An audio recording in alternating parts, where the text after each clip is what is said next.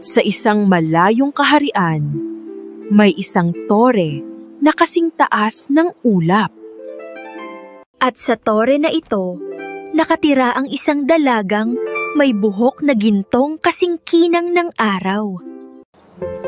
Ngunit, bakit kaya siya nakakulong doon? Matagal nang iningatan siya ng matandang babae dahil sa mahiwagang kapangyarihan ng kanyang buhok.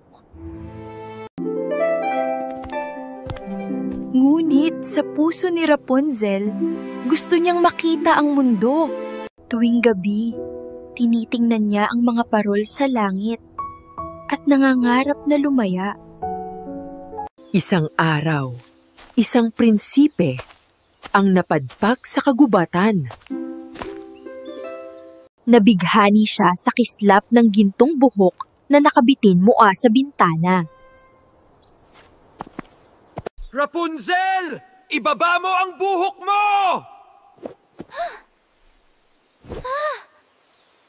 Nang marinig niya ang boses, naramdaman niyang mabuti ang nilalang sa ibaba. Maingat na umakyat ang prinsipe gamit ang gintong buhok. Pagdating niya sa tuktok, nagkatinginan sila.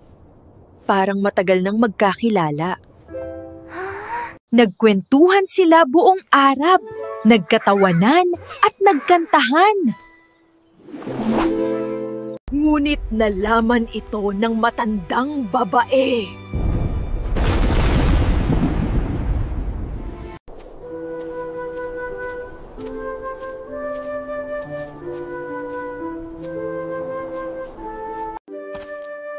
Lumakad ang prinsipe sa tahimik na kagubatan.